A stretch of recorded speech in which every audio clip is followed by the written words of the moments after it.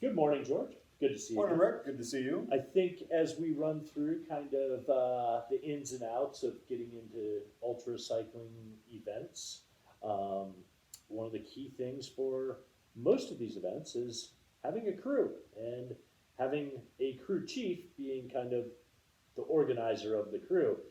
They are quite often your lifeblood in a race, and having a good or bad crew can greatly impact your team or solo performance, and um, can greatly impact how you finish or if you finish. Yeah, it's really easy to get them. A week or two before the race, you just call up a bunch of friends and say, "Hey, we're going to do this." And Yep, because there's nothing that people like more than getting a call the week before something to go do something outside their comfort zone.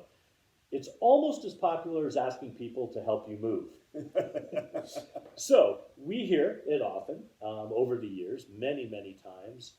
Where do I find crew? How do I find crew? What is crew? Like what, so it's all these things, and it is quite often a very challenging thing. We talk about, like, everyone talks about how hard the riding is, and you got to sit on your bike forever, and training and these things. Yep, all hard, but generally pretty enjoyable for the most part. Finding the crew is a different kind of deal.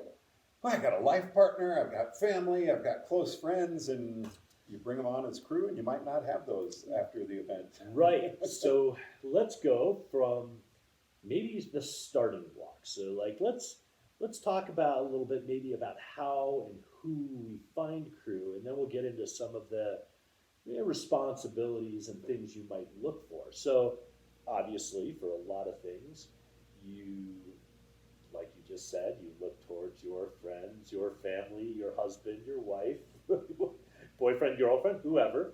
Um, Good idea or bad?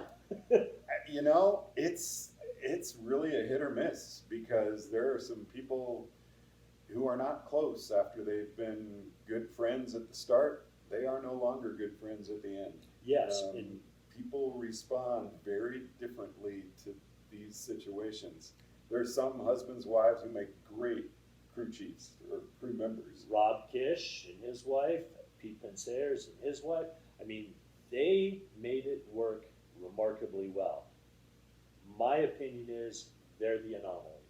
I think when you put significant others in a position of crewing, it's very challenging. And I think you have a big issue there too with one, they really care about that person in a different way than maybe just seeing them finish, which is what the real goal is getting that rider over the finish line. I mean, I had a very close friend who I did tandem with, and then she went solo. And husband, great bike racer, but he was like, I really hate seeing you hurt so much, and you're really close to home here. Yeah, well, and those are And she quit. yeah, those are realities, and we've seen that probably more often than we'd care to admit. It is difficult to see someone you care about, even if it's a really good friend, suffer, because none of these events are easy, and at some point, you're not going to feel well. Whether it's physically or mentally or whatever, and you're going to have to do things that are kind of unpleasant, like get your loved one back on a bicycle when they're already hurting, and it may not feel the best, but they need to keep moving forward. And I think it's really difficult for people to kind of, you don't want to put your care for that person aside because you do want to care about them. Safety is a very important part of this, but you also need to know when that, hey, yeah, it hurts a little bit, but it's not going to be a long-term damage thing. We just got to keep moving. You have to weigh all these things. So I crewed for my father when he raced, and he crewed for me a lot and my brother-in-law a lot during our adventure races. So we were used to working with each other and seeing what our life cycles were, and but I spent a lot of time riding bikes with him, climbing mountains with him. And so I was kind of used to seeing the suffering. But even that, I will tell you, watching him race solo RAAM, there are times when it's really hard. And the easiest answer is always, well, let's just go home. And that's not always the best answer. And ultimately, by us doing the right things, we got them to the finish line. So again, friends and family, it's always where you start, but be very careful about how you choose that. And then another thing we were actually discussing the other day was, do you go out and find people who have crewed before, or do you get rookie crew people? Right, and that's that's a whole different kettle of fish. Yes. 'Cause it's like you can find some rookies who are phenomenal. Yep. Just really rise to the occasion in a way you may not have expected. And the people who are experienced, I was lucky enough to have Lee Mitchell, and I mean, talk about an amazing crew person. But you have people out there who have done the event, and I think they get very set in the ways that they did it with their team or their solo, and maybe that's not going to work so well with this new team or solo rider. Right, and a lot of times, experienced people are not available. I think it's probably a healthy mix to have some of both, but I think you also have to go back and weigh some of the things we discussed earlier about objectives and what you want to accomplish out there. If you want to go break a record, having a bunch of rookie crew people may not be the best idea. But also bringing on a veteran that's only crewed for people who have barely finished, they may not be the best people because they won't know how to crew for a record-breaking team or solo racer, because it's a very different experience. So I think as you assemble crew and reach out to people, you need to do your due diligence and talk to them and have your kind of goals in mind and make sure everyone operates on the same page and understands those things, whatever the things are, whatever your objectives are, make sure they're all on board. And sometimes it's your best friend, and sometimes it's someone you don't even know. For example, two of our most fantastic crew people were massage therapists, fresh out of massage school right outside of Boulder. They were awesome. They did a team RAAM and a solo RAAM with my dad. Two of the best people you could ever pick up.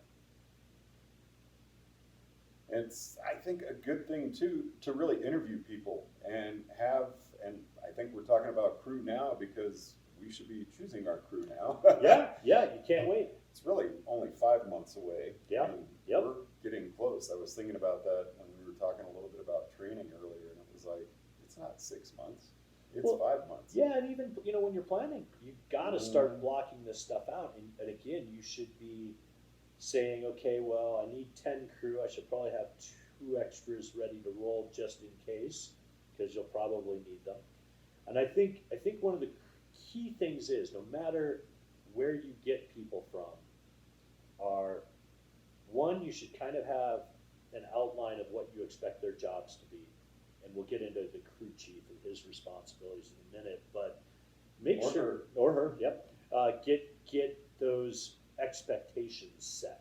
So you tell them, this is not vacation. This is hard work. It's going to be hard work for whether it's 48 hours for a 500-mile race or, multiple days for RAAM or RAAM.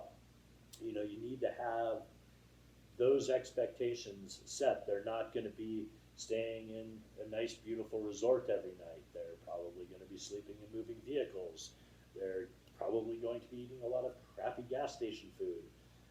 So make sure they understand that going in. Don't make it sound better than it is, but you don't need to make it sound worse than it is either. Which we've heard at the end of RAAM. Yeah. Those hotels were just not what I was expecting. Yeah.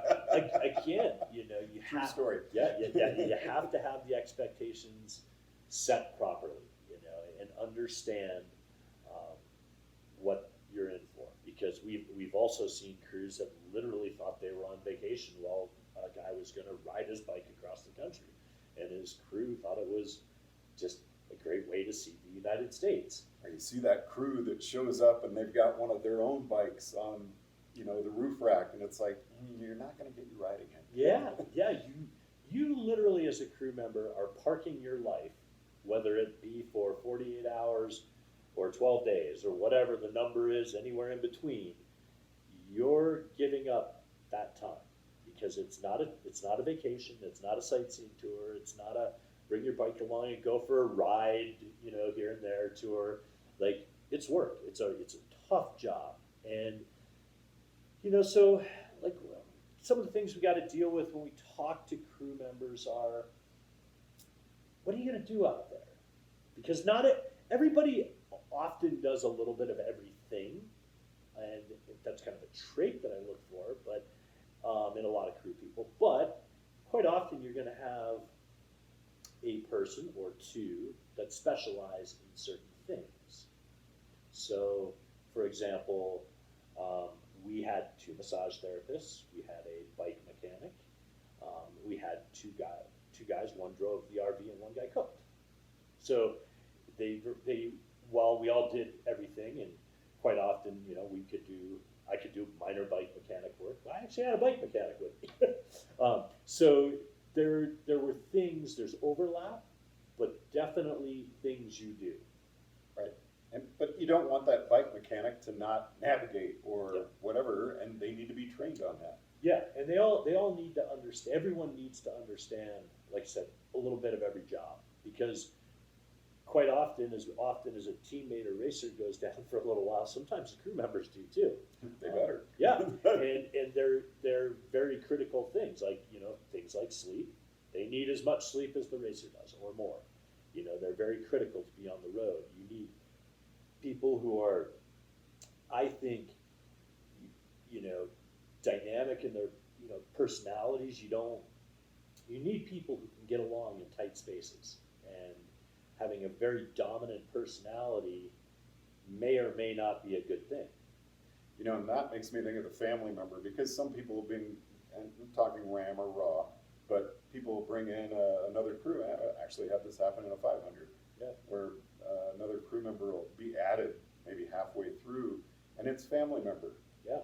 And all of a sudden, the family member is like, "Hey, mom isn't looking all that great. Oh, mom's been riding for 1,500 miles. Yeah. And family members never seen mom in that condition before, and they come in and they want to just start taking over, and that can really throw a bad wrench in the teamwork. There's no question. That's why you kind of want to have a breakdown of responsibilities for people.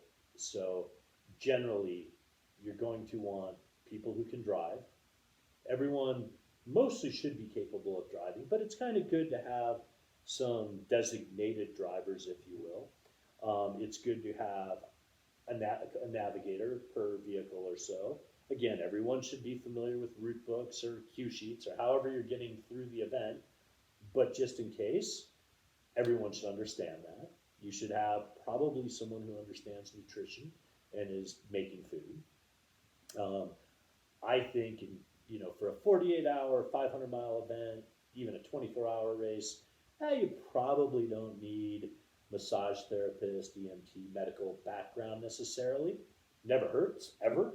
But when you get into longer events, the RAAs, Austria, RAAM, some of these longer events, absolutely. If you can find those people, they're very great to have along.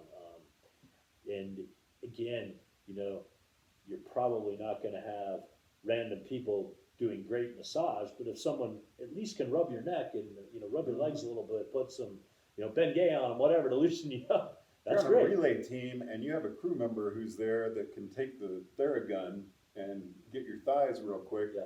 It's awesome. Yeah. So again, everyone kind of needs to understand. And again, a bike mechanic, it's great if you can get one. Sometimes they're available, sometimes they aren't. But everyone should know how to change a flat tire, because a lot of times these events are kind of in the middle of nowhere. There are not bike shops everywhere. So you can't just run in and get things. And we'll go through some of the equipment issues in another show, but have someone who understands basic bike mechanics. We taught both our massage therapists how to change bike tires. They never needed to, but just in case, we made sure they did. So it's good to kind of break up what you see as their responsibilities in the crew. And people kind of settle into what they are comfortable with as the event goes on. Yeah, and so again, like one of the key things we harken on a lot is practice. and getting people out, seeing how they work together. Not everyone works well together, you know. So you kind of need to get a feel for these people. So it's a great way for whether it's a qualifying event or just training weekends or whatever it might be to see how they interact with each other on the road. All very, very critical things. So, And you kind of can get that going with your crew meetings, which should be starting now. yeah, And have them on Zoom or whichever platform you care to use. Sure. But, that way you can really have face-to-face meetings with your crew members around the country, and you can see the people who are actually interested and dedicated and want to be a part of it. And you can see that headstrong person maybe starting to want to take charge of those meetings, and you can really start to get an idea of maybe this person isn't someone we should have on the crew, or you can see how people are starting to gel together, and maybe you'd want them on kind of the same crew shift or things like that. Absolutely. It's worth taking the time up front to understand your crew, because when you're on the bike, whether it's a solo race or a team, those people sitting behind you in cars or shuttling you up the road are the ones that are keeping you safe, fed, clothed, massaged, and on the road, and making sure you sleep and do a lot of critical things to your success. And again, even if whether you're out there trying to smash the fastest time on the planet or you're just trying to get to that finish line, those people are critical to what you're doing. So getting to know them and watching them interact with you and each other is really key. And the riders got to be on those crew meetings as well. It always made me laugh when a crew would say, "Oh, this was going on, and we were keeping it a secret from you." And it's like, no, you didn't. As a rider, yes, you can get pretty loopy, but at the same time, you know what's going on. You can feel that tension if there's tension there. You can tell if your crew's getting along, and they can't hide it from you. No, it's like the kid that thinks they're getting away with all this stuff, like sneaking out of the house. Hey, mom and dad know, like, come on, So, again, those things are great to know. I mean, when I talk to people or people ask me about, like, what would you look for in a crew member? We've kind of run through whether they're experienced or not. I don't know that it really matters that much. It's good to maybe take someone who hasn't done it, get them out on a practice weekend just so they can get a feel for it. But quite often the people who are rookies at this are much more willing to do a lot more or willing to be open to new ideas or see what it's all about. So like I look at people and, I really want, people who are creative on the road. They're not afraid to do anything. It's like, if, right down to like we had to, scrub my dad and put saddle sore ointment on. It's not fun, it's not pretty, but it's got to get done. So you don't want people who are like, oh, I'm not doing that. That never helps anything in any situation. And also back to, you want people, and especially we'll get to crew chief in a sec, but like when decision makers and things like that, you can't have everyone cooking, Right. Some people gotta sit back and prep. And so you gotta be in there and understand their personality types. Because if everyone is like a hardcore driver and I want to get this done, you're probably gonna have a lot of people butting heads in a car. Yeah, 5 days into an event like RAAM, Yeah. that would not be a pretty situation. No, and it's challenging, but you also don't want a whole car of, you make the decision. I don't want to touch that, or I'm not doing that. I don't want to do that, or and things like, asking people like if they have allergies, if they can sleep in moving vehicles, all these things are really important because they're things that you may or may not be able to work around on the road. Medical issues, they're things you have to know beforehand, because if you don't, you could be put in a bind. And how many times have we heard from oh, no, I can't sleep in a moving vehicle. Yeah. Or, no, I really just am not effective at night. And it sounds so goofy, but I mean, that's common. Yeah, it is, and there are things that are very real on the road. I have to have 8 hours of sleep, Rick. Yep, that's another one. We hear it more than you would expect, and it's like the reality is you're never going to get that in one of these events. You know, you can get that after the event, probably And you more, will. but you're not going to see it during the event. So again, kind of vet people and understand, and not everyone has to be a leader. They don't need to be people driving the bus. They can be people that are just happy to sit back and, I don't want to say take orders, but take instruction and guidance and say, hey, George, I need 6 peanut butter and jelly sandwiches. I'm going to go fix a bike. And you're like, okay, I can do that. You didn't say You did, please. yeah, you know, and again, so that's And another that can key. happen. Yeah, so that's another interesting thing. There's 2 other kind of things about being on the crew. You know, it is good to be polite and nice, but don't lose your mind if someone forgets to say please or thank you, because you're all going to be tired and it's hard work and everybody gets a little scatterbrained. You know, doesn't call to be rude, but just because someone might forget to say thank you or please, don't lose your mind. And the other key one is hygiene. Don't be disgusting. Quite often you do not get wonderful showers at your 5-star resorts and on these events, but it's not that hard to pack a toothbrush and a little bit of water from somewhere and or some deodorant. Not a big deal. Just take 2 minutes, run into a gas station. Don't be disgusting. There's no reason for it. None at all. None at all. So once you're kind of going through the crew, you kind of do need someone to captain the ship.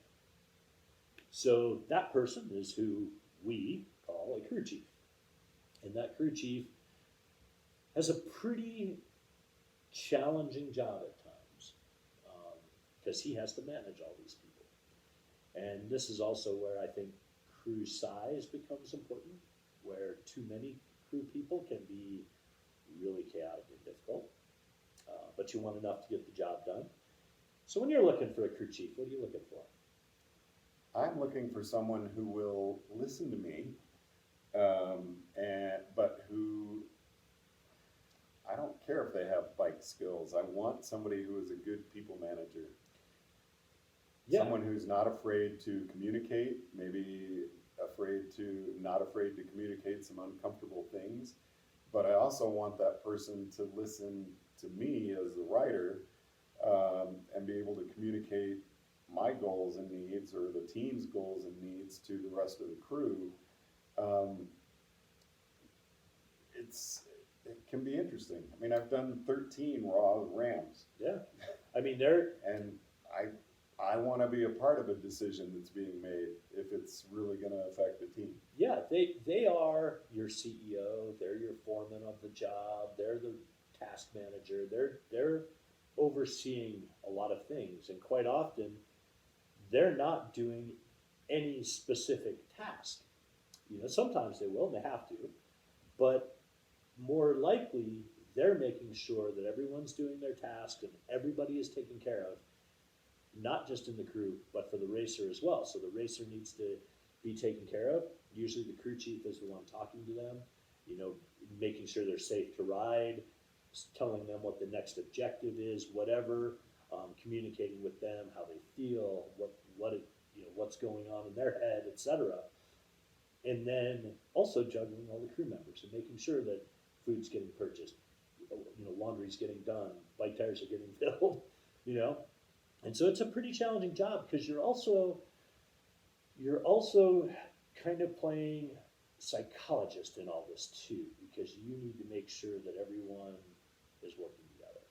You also have to make sure that you get your sleep. Yes. And are able to step away, and that you've worked with the crew enough to know that, you know what, I can get my 4-hour nap and know that everything's going to be okay. Yep, because the worst thing in the world is a crew manager that thinks that they have to do everything and no one else can do it. That's not a good trait.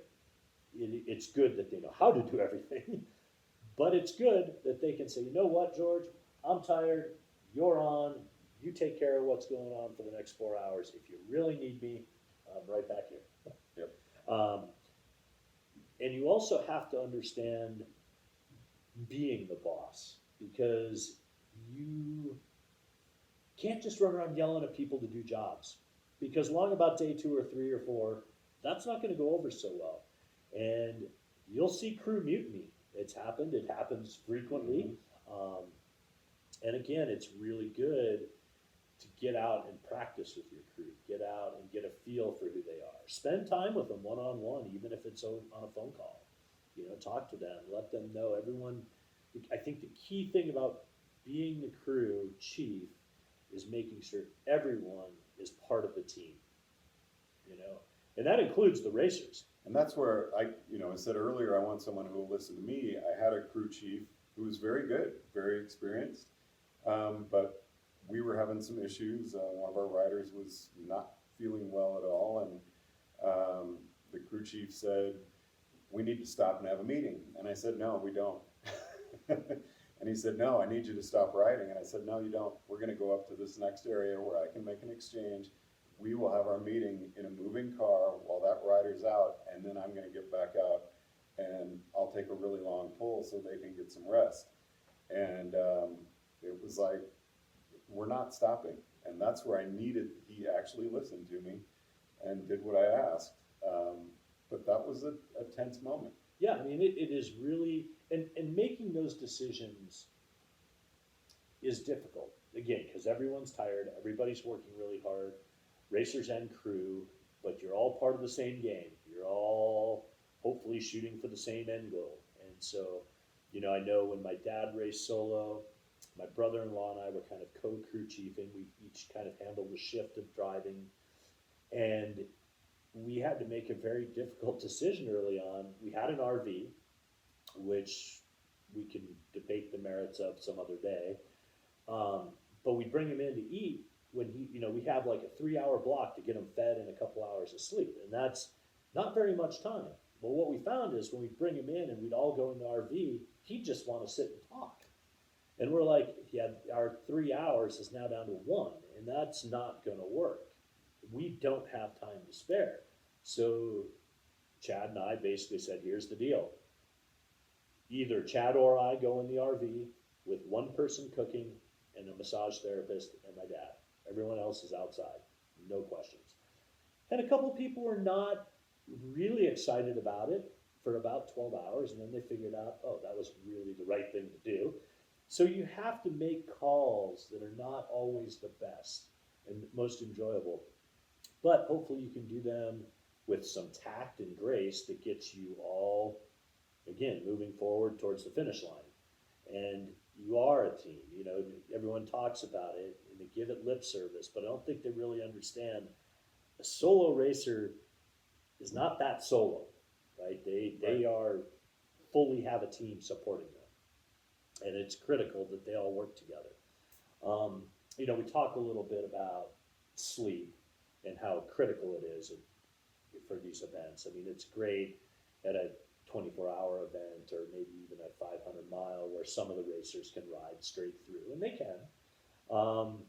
But for most, anything up around 500 miles or more, the riders are probably going to take a break somewhere in there. And, it's easy-ish to tell when a racer needs sleep. And they pretty much know when they need to sleep. The crew's a little more challenging because, they want to always be involved with stuff because you're brought on as a crew member to help this person or team get somewhere. And so kind of critical that you understand what the crew life cycle is like. And this is more true for longer events, longer than 500 miles, but parts of it are still kind of true for those. So when we line up for an event as racer or crew, our palms are sweaty and we're itching to ride and we're ready to go and we're all excited because we've worked so damn hard to be here. And then you're rolling and that first 12 hours you're psyched, you're screwing all sorts of stuff up because that's how it works. Don't be afraid to make mistakes, they happen. And someone needs to be sleeping because you can't all go all day and all night. And that's brutal. Yeah. I mean, you're out at RAAM, you're so excited, you've been working on this for a year, half a year, whatever it is, and you're there, and all right, George, you're going in the RV out to, you know, wherever Borrego Springs, we're yep. gonna make the change, Yeah. and you're just like, really? Yeah, and it's tricky, but you also need to make sure, because that first 24 hours in particular, everyone is excited and you are all amped up, And you still need to try to sleep. but you got to get sleep in. And because the one thing you will figure out, racers or crew, you're never making it up. If you don't sleep in those early on days, you're not getting more sleep. You're just going to get more and more tired. And it will ultimately basically come back to bite you in the ass about the Mississippi River. And it will become a massive chore. And the other thing about not, getting that sleep early on is you tend to get crabby Yeah. and testy and angry and things bother you more. So you go through this excitement of the first 24 hours and hopefully somebody's getting some rest. And even if you can't sleep, just go lay down, read a book, go listen to some music, just get off your feet. Check out. Yeah, just check out. You got lots of days ahead of you. Even if you're on a scorching fast team, you still got 5 days ahead of you. So you can enjoy all the things that are happening, but make sure you get some rest. We also see normally in that first 24 hours of RAAM and RAW, that's when penalties happen. People are excited, not paying attention, things are going on. And it's not the riders that make those hour penalties. I mean, yes, you have the rider who runs stop signs or whatever, and don't do that. Yeah. But the majority of penalties come from the crew. It's the crew. It's the crew. So it's good to have kind of a checklist for your crew too. We have dashboard protocols, but it's good to get in to a rhythm of, hey, we got to check the rear amber lights. We need to make sure this is happening. Bike tires are pumped. But so long about the end of that first 24 hours, that's when those things tend to happen. Is you kind of all get into a working rhythm somewhere in that second day, and you feel pretty good about it. And if you've been out practicing, maybe that happens a little bit sooner than that second day. Or if you really have done nothing and you really have no clue what you're doing, it might take the third day to get into that rhythm. But long about that third day too, you're also kind of getting tired. Yeah. And that's where things start to get a little tricky, because you're into that third day. It's where most people have not ridden or crewed into that third day, because most of the RAAM qualifiers are 500 to 600 miles, something like that. So you're talking 48 hours on a bike. Well, Matt, if you've got a fast rider in a 500, they're finishing in less than 30 hours. Yep. Or in the low 30s. Yep. And the difference between that and that racer who's out there who's finishing in 47 hours is huge. Massive. For the crew, too. I mean, it's a huge difference. Second night. Yep. The second night's tricky, and then rolling into that third day and third night, that's when things kind of start to, things are getting gelled in some ways, but it's also when things kind of start falling apart. And so that's where you need to be extra aware, and that's where you need to be really diligent about double checking things, communication with other crew members, getting your sleep, eating well is a huge one. Don't eat like crap on the road. Eat something that's relatively good for you. Having a diet of Snickers bars and Red Bull across the country is really not going to help you. It sounds so good. It sounds terrible, George. But so just know, and then kind of once you're rolling into that day 4 and 5, again, you're kind of tired, but now you're kind of starting to see some accomplishment too. You're getting there. That's true. You're probably done with RAW, of course, but in RAAM, you're 1,500 miles. Yeah, you're getting into that. Okay, 1,200 we've miles. got You're somewhere. over 1,000. Yeah, we're somewhere in there. We're somewhere. If you're a team, you're probably farther along than that. But you're like, okay, now we're getting somewhere, and so you get a little bit of energy back up in you, and so it's good. It's good to know what you're going to feel, but you're also going to run through the gamut of emotions. Everyone's going to have good days and bad days, and you have to be aware of that. Happens for racers too. You have good days and bad days. What you don't want to think at day 5 is, oh my God, I've got 6, almost 7 more days to go. Yeah, so again, you're managing a lot of these things, and your crew chief is so critical, and then your crew is also really critical because they play such a large part in, if everyone in your crew is grumpy, it's going to really affect how the racers are doing on the road, and it's going to really detract from their performance. But you also don't you also want to have some realistic parameters in what you're telling people. Every day it can't be rah rah, we're doing great. Maybe you are, maybe you aren't, and you can kind of play a little bit of games with your racer to get them motivated or get them moving a little bit. But if they're running 16 hours behind a cutoff, don't tell them they're almost there. Like, Right. that's not fair to the racer, nor is it fair to anyone else. And what you'll end up with is probably a lot of really angry people. Don't be in Flaming Gorge in 2000 RAM and have your crew tell you you're 3 miles from the top on a 30-mile climb that you just started. Exactly. So it's okay That happened. Yeah, I've had those races where I've gotten a you're almost there. So I'm laying out every freaking bit of energy I got. It was at your Texas race, as a matter of fact. I kept hearing, you're almost there. I'm like, and my legs are exploding, my lungs I'm ready to barf, and I'm like, how almost is almost? Because I felt like I should have been there 10 minutes ago. And I still have like 3 miles to ride, which again, doesn't seem very far, but when you're tired When you're dying. and you're blowing your lungs and legs out, it kills you. It's so exhausting. So be real about what you convey to people. And I think ultimately your crew is your lifeblood. You want them to be good. You want them to be behind you. And I also think one of the other things I hear a lot is, okay, well, we had 10 crew, but we lost one.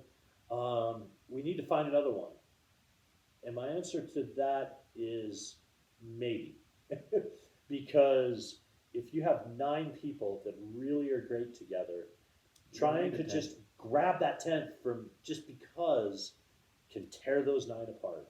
So you're better off having 9 rock solid, being 1 short, and saying, all right, that's what we're rolling with. We're going to adjust our plans. Then infusing someone in just because. Don't run to Craigslist or the RAAM forum and just grab the first person that says yes. It can be a nightmare. It really can.